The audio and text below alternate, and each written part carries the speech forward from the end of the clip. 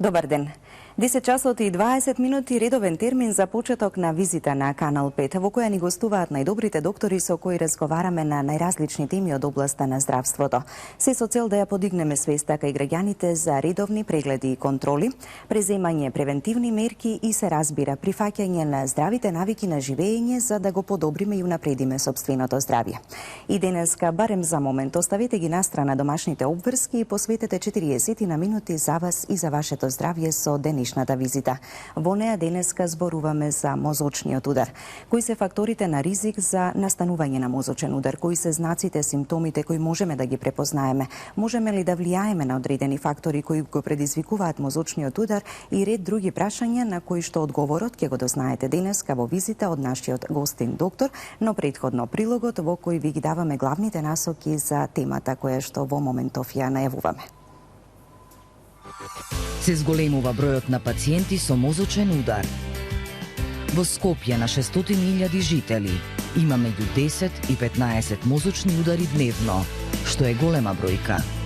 Се почесто има и пациенти на возраст од 30 до 35 години, кои имаат дефиниран мозочен удар, што е дополнителна причина за вклучување на алармот. Затоа, гледајте визита на Канал 5 со професор доктор Сашо Стојчев и научете кои се фактори на ризик за настанување на мозочен удар, на кои фактори можеме да влијаеме, а на кои не. Како да препознаеме мозочен удар, кои се најчести симптоми, кои се шансите за преживување по мозочен удар, колкав е ризикот за повторен мозочен удар, какви се шансите за целосно опоравување, што да направиме ако некој доживее мозочен удар во наше присуство.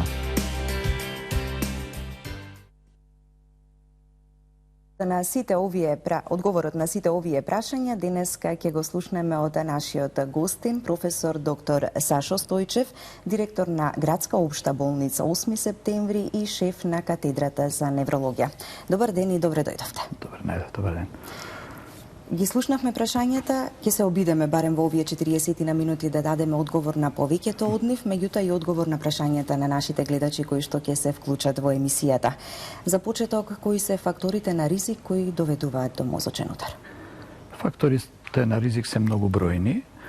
Најчесто мозочниот удар е продукт на повеќе фактори на ризик кои во комбинација делуваат многу, да кажам, поагресивно. Главниот фактор на ризик е возраста, но тука не можеме никако да влијаеме, возраста е возраст. Вториот фактор на ризик е зголемиот крвен притисок, односно хипертензијата, за која ќе зборуваме малку покасно. Понатаму фактор на ризик е шеќерната болест, односно дијабетот, која се поголем зазема во Македонија, за жал се помлади пациенти. Потоа следи нарушениот метаболизам на маснотеите. Потоа една цела група на лоши навики. Главната лоша навика која директно влијае многу кратно го зголемува мозочниот удар во компарација со тие што не пушат, е пушењето, потоа физичката неактивност, дебелината, пасивноста во секојдневната активност. Значи, факторите се многу бројни и тие во принцип се може да се поделат на фактори на кои ние можеме да влијаеме и тие се нашиот таргет, нашата цел. Посебно ќе ставиме акцент токму на тие. Да, тоа е, мислам дека е главната цел да слушнат гледачите со што се можат да придонесат да... Те видите вака, постои едно јасно правило. Јасно правило дека мозочниот удар, за разлика од срцевиот удар, многу потешко се лекува, бидејќи смртта на мозочната клетка настанува од 5 до 8 минути по мозочниот удар.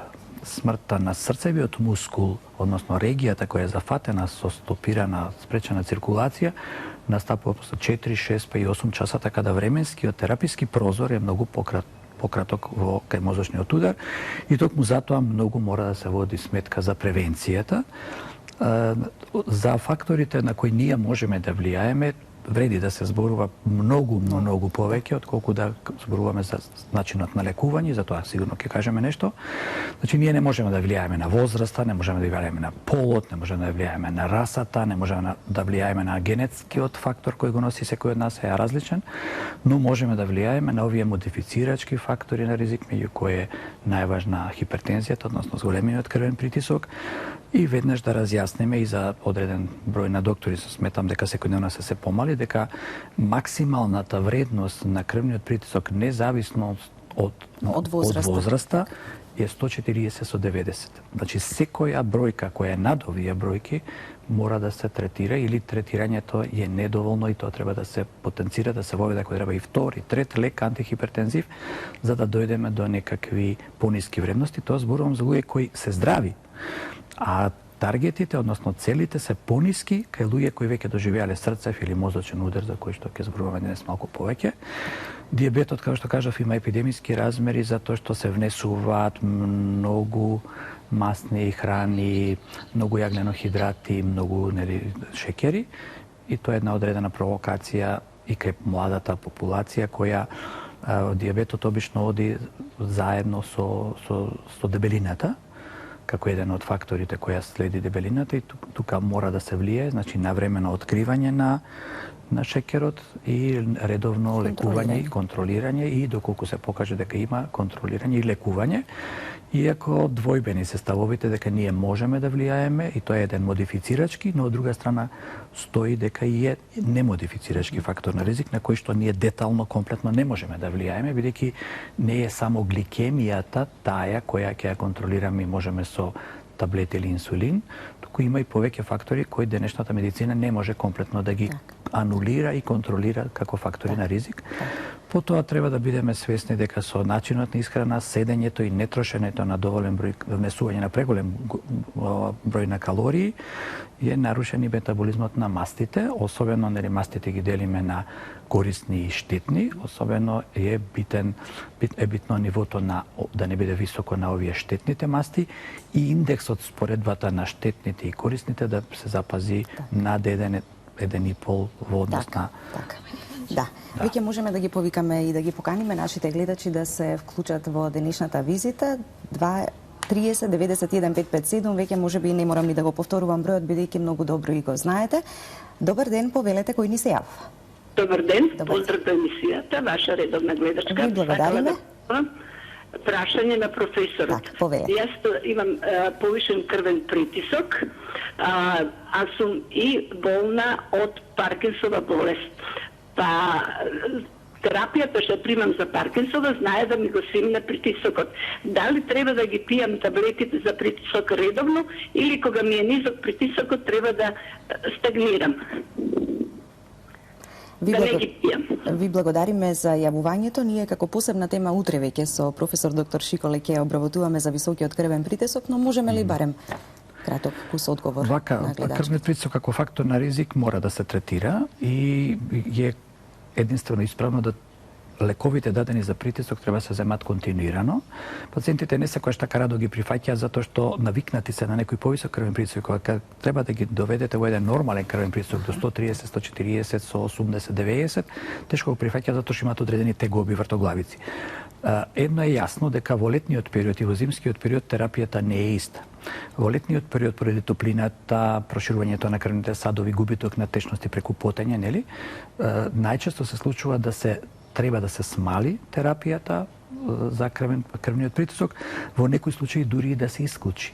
Значи, мора да се има едно следење на динамиката на вредноста. Така да, во зависност ако притисокот паѓа под 120, 110, 170, може би треба и да се редуцира, за кој ќе разговара со тој што го индицирал. Така, веќе во утрешното издание на визита ќе имаме таа тема.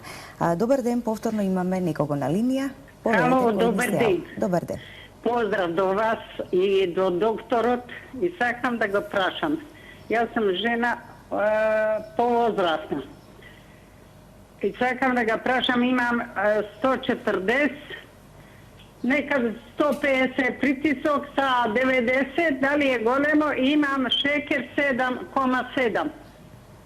Па сакам да ми одговори доктор дали е то нормално или е на граница. Во ред, ви благодариме за јавувањето.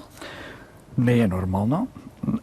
Малку е над граница, затоа што кога имате комбинација со диабет, кој очигледно не е контролиран 7,7 е веќе над нормалната граница, 6,2, максимум 7 е некаква толеранција, значи веќе се работи за диабетична болест. Кога имаме диабетична болест, притисокот не треба да биде над 135 со 85. Значи кога се вклучуваат други фактори на ризик покрај хипертензијата, покрај притисокот мора да биде понизок. Значи, во секој случај треба да се лекува и нарушената гликемија, регулацијата на шеќерот, но и притисокот.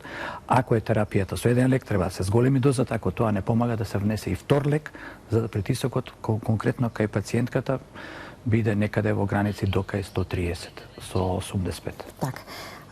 Интересот за темата секако и за секоја тема од областа на здравството е голем кај нашите гледачи. Зборуваме значи за мозочниот удар и посебно ќе ставаме акцент на сите оние фактори на кои што можеме да влијаеме за да не дојдеме до таква ситуација, да го спречиме сето тоа. Добар ден, повелете. Ало, добар ден. Добар ден. Поздрав до вас и до докторот. Ви благодариме, повелете. Баш ми пред една година имаше крварење во мозокот. Смали го на телевизорот. Крварење во мозокот кое е предизвикано од висок крвен притисок, 190 имаше со 130. Но и денеска малиот притисок не можеме да го сивнеме од 100. Големиот стигнува до 140. А малиот е нон-стоп 100, поготово во вечерните часови и големиот му се качува на 160, а прима голема терапија за притисок. Различни видови на терапија за притисоци. Прима ЕНАП, кордипин, тиуретик, како се викаше она, пенталин, не е пенталинот, не е пенталин. Така, добро, ви благодариме. Доколку е тоа Па ми прашањето, значи како да се само момент, ме интересира за мозочниот удар. Што треба он превенција да има, што лекарства да приема, како да се сочува сега во овој период? Ете, само ќе ве прашаме возраста. 71 година. 70, да. Ви благодариме. Во ред за крварењето, доминантен фактор за ризик е хипертензијата. Значи, особено акутните скокови, како што кажа, значи гледателката, од 190 со 130 бил во моментот кога го доживеал незиниот сопруг мозочниот удар. Битно е, особено овде е битно во секундарна превенција, сега ќе зборуваме за секундарна, бидејќи се случило нешто веќе, не е превенирано на време. Значи тоа веќе зборуваме сега веќе кога веќе се случило тоа, за да не се случи повторно. Секундарната превенција има таа цел да се исклучат сите можни фактори на ризик, односно да се смалат. Исклучување не постои, иначе животот ќе биде бесконечен. Значи да се смали 30, 40, 50%. Очигледно дека терапијата не е добра. Јас како невропсихијатар не можам многу да коментирам за антихипертензивната терапија, ќе гледаат утрешната емисија. Значи, прашањето е дека веројатно треба или да се зголеми дозата или да се внесе некој друг лек, можеби диуретикот кој можеби е недоволен, не можам да дискутирам затоа што тука треба да имаме и лабораториски наводи да видиме тука е електролитни да не направиме некои дисбаланси. Во секој случај притисокот кај пациентот не би требало да биде поголем од 130 со 85, бидејќи се случил акцидент кој е директно врзан со зголемениот крвен притисок. Така. Повторно даваме предност на гледачите. Добар ден. Добар ден. Имаме некого на линија, да, повелете. Ало, добар ден. Да, одлично ве слушаме, повелете, поставите го прашање. Се јавувам од Струмица, поздрав до вас и до професорот. Ви благодариме. Сакам да прашам, зет ми е 32 години. Има чести главоболки. Сега, питувавме професоре за мигрена. Рекоа дека нема мигрен, меѓутоа тоа е нон-стоп со главоболки. Мора на лекар да оди, кетонал, таму диазепам, нешто што му стават, а притисокот му е се висок, 170 со 110 со 120. Има холестерол, и тој лошиот го има.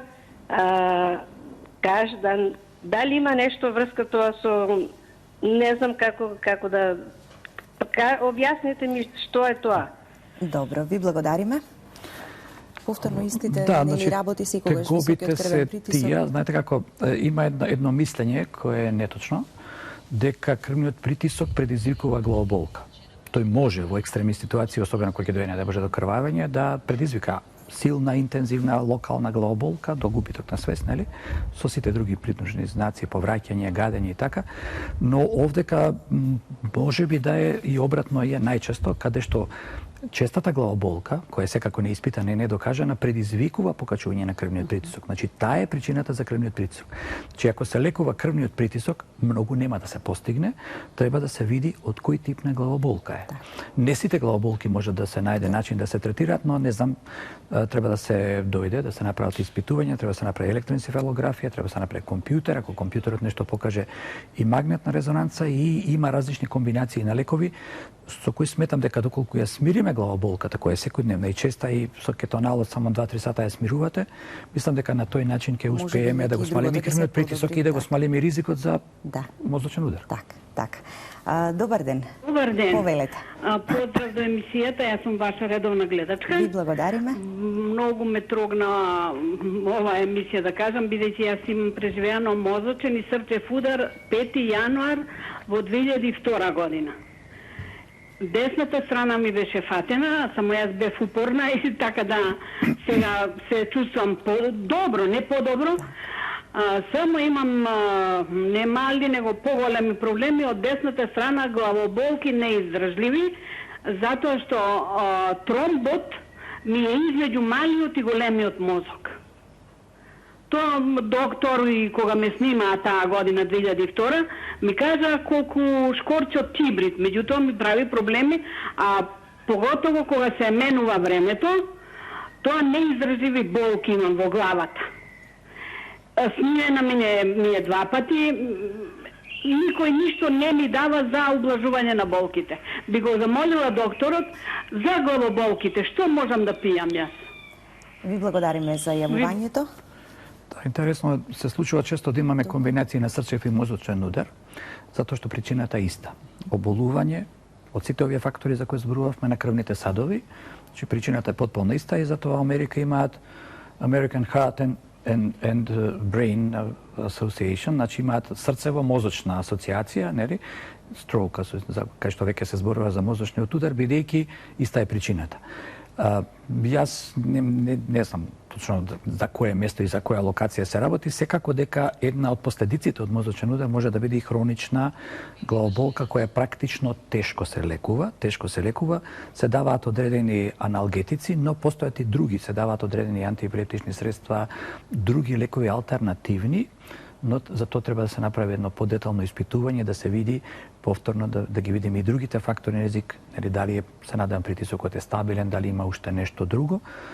Треба да се направат одредени испитувања и да видиме прво со што се е третирана пациентката, да не повторуваме нешто и да се обидеме со нешто што е ново на нашиот пазар. Така, за да се отстрани оваа болка што сега се главоболката повторно е многу јасно влие на лошиот квалитет на живот. Она била многу упорна, се извлекла, значи прогнозата исто така зависи од упорноста, господјата била упорна, значи ги анулирала практично сите невролошките гоби, но останало ова нешто да ја мачи. Затоа треба да се јавиме, може слободно кај нас, ние секојдневно имаме невролошка амбуланта, располагаме со врвна технологија, мислам дека сме, ако не најдобри, меѓу најдобрите во државата, тоа во секој случај многу се користи во нашата установа и ја покануваме да се јави на преглед. За да може да се направат уште тие испитувања, да.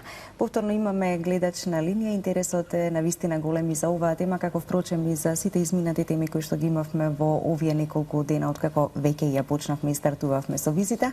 Добар ден, повелете. Ало? Добар ден. Ало, добар ден. Да, повелете. Поздрав до вас и до докторот. Ви благодариме. Жена ми има претрпено мозочен удар пред 2,5, можда 3 години. Разбирате? Ало, ме слушате? Ве слушаме, да. Да. Лекови прима една од 5 и пентосиплин. Да. Сега, сва среќа што удри само на говорот. Разбирате?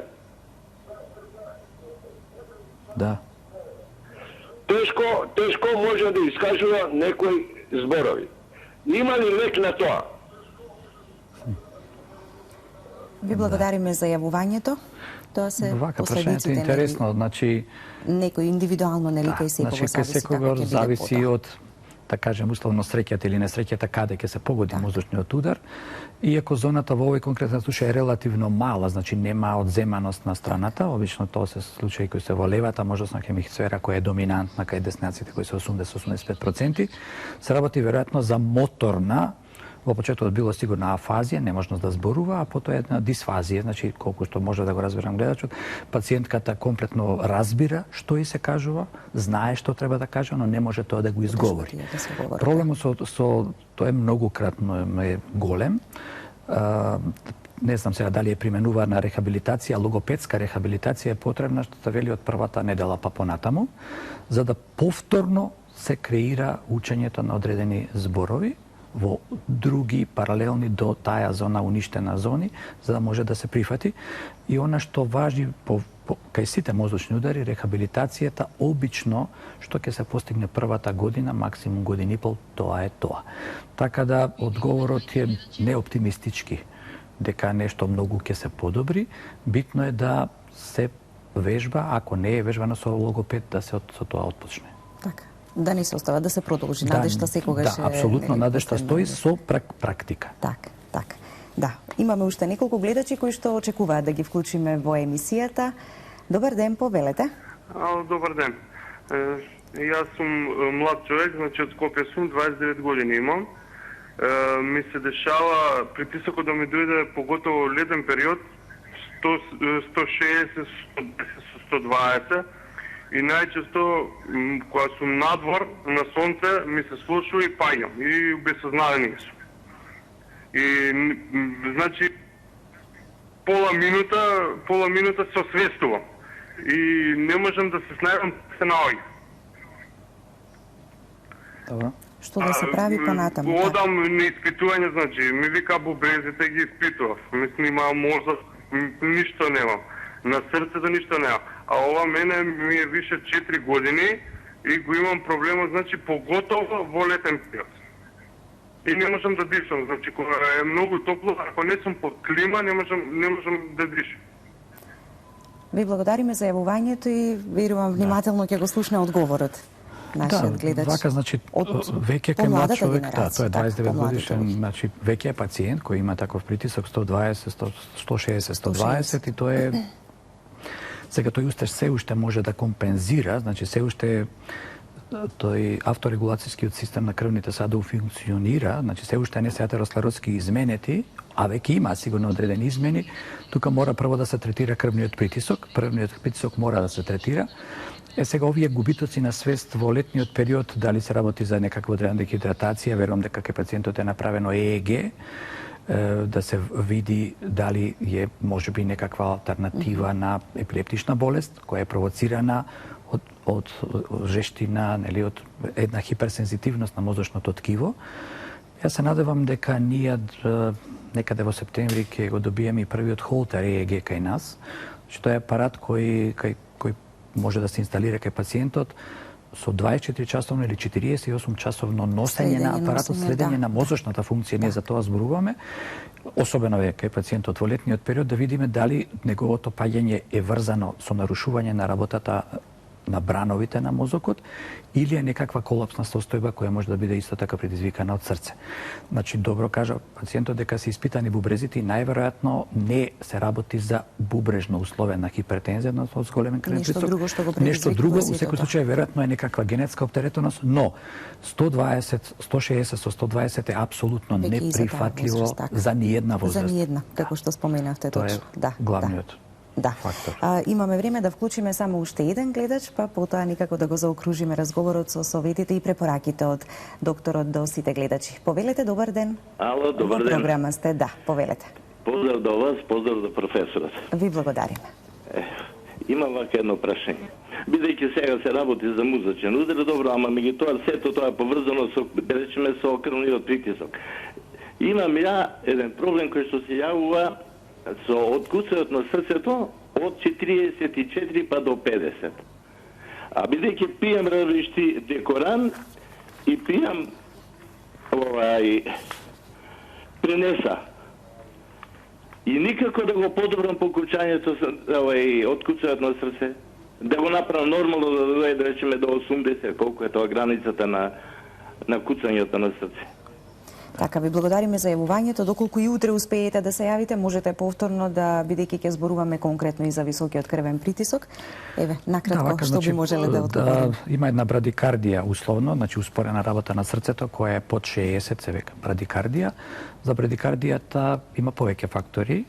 Едниот фактор може да биде да се работи за спортист кој претходно имал потешки тренинзи и поради развиеноста на срцевиот мускул 50-55 отчукувања во минута се сосема доволни да дојде до носење на крвта на сите места, но овдека во конкретниот случај веројатно се работи на ефект од бета-блокерот, значи кој е даден како антихипертензивен лек, кој веројатно треба или да се редуцира или да се замени со некој друг антихипертензив. Јас не знам дали пациентот има некакви тегоби од тоа што има така низок пулс, или е поиќе оптеретен со мерењето на пулсот, па тоа го иритира. Значи, ако нема некакви тегоби, ако е 55-60, не е ништо страшно, бидејќи некаква поширока нормална граница е од 60 до 90, па е дури и 100, но ако нема тегоби, смалениот број на очукување на срцето на некој начин го заштитува и го штеди работењето на срцето. Не е исто да работи со 100, не е исто да работи со 55.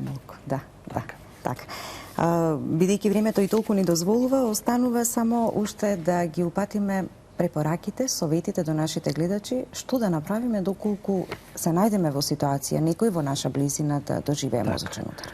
Така, значи, кажавте и вие вашата шпица дека многу е чест и се почест. За жал во Западна Европа, не за жал за нив, него за жал за нас, кај нас се уште расте, бидејќи ние не водиме доволно рачун за превенцијата, но кога тоа ќе се случи, битно е и времето кога пациентот ќе биде донесен. Ние во нашата установа го имаме првиот центар за интензивна мозочна нега, односно најмногу за мозочни удари, и веќе отпочнавме со една терапија за нас нова, во европски светски рамки, не така нова, тромболитична терапија, да се обидеме во првите 3 до 4,5 часа да направиме да дадеме лек кој ќе доведе до, просто кажано, топење на тромбот, и многу е битно да пациентот стигне што побрзо. Доколку се случи мозочен удар кај некој во присуство на некој друг, оти ние имаме и мозочни удари без присуство, па не знаеме тоаш кога се случил мозочниот удар, наутро настанување, да стане и паѓа, и тоаш веќе не знаеме навистина кога се случил, но првите знаци, секој мозочен удар може да има одредени презнаци кои се така одредена главоболка, конфузност, заматеност, заборавање, не се тоа типични предзнаци, симптоми и знаци, но треба тоа да побуди веќе интерес за некакво аларм, да се направат одредени испитувања, да се овие фактори на ризик повторно испитаат. Но првите знаци за мозочниот удар кој е најчест, значи се одземеност на екстремитетите, или како што кажа гледачот претходно, зафаќање на говорот кој се работи во лева страната доминантна хемисфера. Во тие услови кога веќе забележите дека пациентот, односно вашиот близок, не може да се служи со раката, има пречки во говорот, односно успореност, нејасно говорење, веднаш треба да се алармира брза помош и веднаш пациентот по прв ред на итност треба да се донесе во установа каде што може да се даде одредена тромболитична терапија со која можеме да му помогнеме во лекувањето на мозочниот удар, но најмногу и на последиците кои мозочниот удар ги дава, односно да се смалат инвалидност, да се смали инвалидноста, да се скрати времето на терапијата, да се врати побрзо работоспособноста, бидејќи сите констатираме дека се помлади луѓе во екот на својата работниот век добиваат мозочни удари. Тоа е најважно да се стигне што е можно побрзо до ова. Во овој период кај што се зачестени, треба да се земат повеќе течности. Летниот период е ризик, бидејќи доаѓа до згорушување, хемоконцентрација, згуснување на крвта и треба изгубената течност веднаш да се надокнади. Особено навечер, една препорака, една чаша вода пред легнување, за да во текот на ноќта бидеме сигурни дека имаме доволно течности во крвното корито и дека имаме добро движење на еритроцитите и сите други крвни елементи да не дојде до нивно згрушување. Така, добар совет да нашите гледачи, верувам дека ќе почнат и тоа да го практикуваат. За сето она што дополнително ќе ве интересира токму за сите оние работи што се однесуваат на мозочниот удар, доколку имате потреба, доктор Сашо Стојчев со тимот во Општа градска болница 8 септември секогаш ќе бидат на располагање за сите пациенти. Апсолутно, И само еве за крај споминавте еден од факторите на кои што можеме да влијаеме за подобрување на здравствената состојба, прифаќање на здравите навики на живот. Избалансираната исхрана. Здравите навики во смисол на избалансираната исхрана, движењето, зборавање на воздух и апсолутен прекин на цигарите. Тоа ни е еден од најголемите проблеми. За жал, ние и во примарната превенција, кажав пред да некој добие мозочен удар, особено во секундарната превенција, битки биеме со пациентите, дека тоа е, оти видите, ние кај млад човек 25-30 години не можете да најдете никаков друг фактор на ризик, констатирате дека има само пушење, но прекумерно седечка работа, 10-12 часа, особено пред компјутер, кај што губите перцепција за времето, а постојано се пуши 2, 3, 4 паки. Така. Јас многу ви благодарам за денешното гостување и некако и емисијата ќе ја заокружиме и ќе ја завршиме со повторно една препорака или совет до нашите гледачи околу исхраната. Доматите се еден од факторите кои го намалуваат ризикот од срцев удар. Направете денеска една салата од домати токму за вас и за вашите најблиски, ќе придонесете за вашето здравје. Ви благодарам за вниманието. Се гледаме повторно утре во истиот термин и нова тема во Визита. Дали знаете дека мажите кои ги сакаат доматите имаат помалку шанса да доживеат мозочен удар? Ова се резултати од едно финско истражување, според кое во текот на 10 години мажи со релативно високи нивоа на антиоксидансот ликопен имале 55% помалку можности за мозочен удар. Ликопенот е материја која што ја дава црвената боја на зеленчукот, како доматите, пиперките и лубениците. За повеќето луѓе, доматите се далеку најважниот извор на ликопенот во исхраната. Резултатите од истражувањето, кое што опфатило околу 1000 мажи на возраст меѓу 46 и 55 години, се објавени во специјализираниот магазин за неврологија во Финска. Како што вели водителот на истражувањето, ликопенот е силен антиоксиданс, што значи дека помага во заштитата на клетките во организмот од оштетувања кои можат да предизвикуваат заболувања. Лабораториските испитувања покажале дека ликопенот би можел да игра важна улога и во борбата против инфекциите и затнувањето на крвните садови, и дека во тоа би можел да биде поуспешен од повеќето други антиоксиданси. Меѓутоа, научниците предупредуваат дека истражувањето не покажало дека самите домати го намалуваат ризикот од мозочен удар и напоменуваат дека и другите фактори кај мажите со високо ниво на ликопен можат да играат таква улога. Ова е уште едно од бројните истражувања што потврдуваат дека во исхраната потребно е да се внесува што повеќе овошје и зеленчук.